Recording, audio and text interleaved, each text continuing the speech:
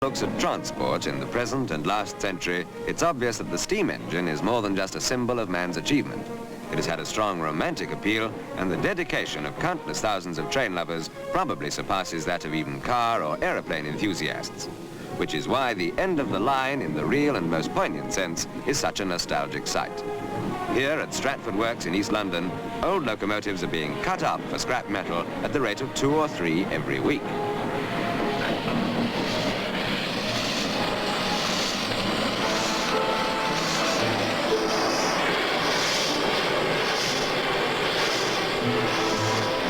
Ironically enough, this train graveyard is the place where some of them were actually built between 1921 and 28. Now, having been replaced in northeast London by an electric service, over 50 tank engines, as they're called, have been withdrawn from service and are being converted into scrap. Within a few days, these powerful old locomotives, once identifiable as the N7 class, will be reduced to just 60 tons of characterless steel and cast iron, copper and other non-ferrous metals.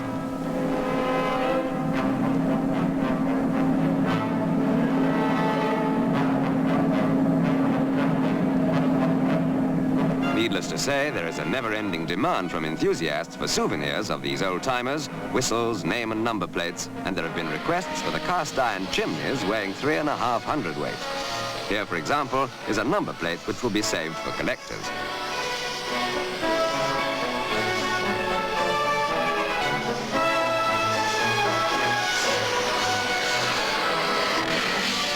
Unlike their flesh and blood counterparts, these old iron horses, as they were affectionately known, can't be put out to pasture at the end of their life service.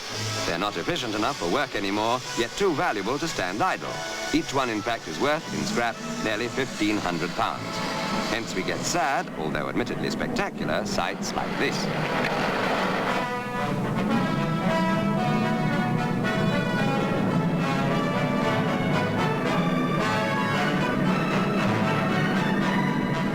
Pictures like these provide a sorry but inevitable reflection of the times in which sentiment is not allowed to stand in the way of progress. The age of steam is practically dead. To an engineer, this is a very sad picture.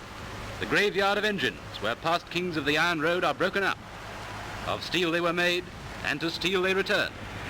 Great electric magnets lift the giant girders as if they were made of cork.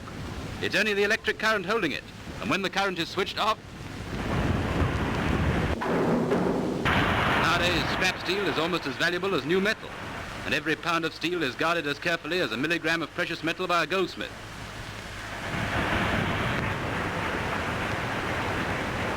From the engine of the past is born the engine of the future. For scrap iron and steel for rearmament, American railroad men find a new answer to the old question, what to do with derelict goods wagons. Rattling with age, they're dragged to the breaking up yard, the wood for a bonfire, the metal for the international junk men.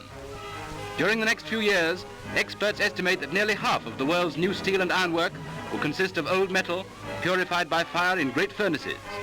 When I was at school, they used to teach me that matter is indestructible. Now I know they were right. So these may one day be shells or bombs, or perhaps just peaceful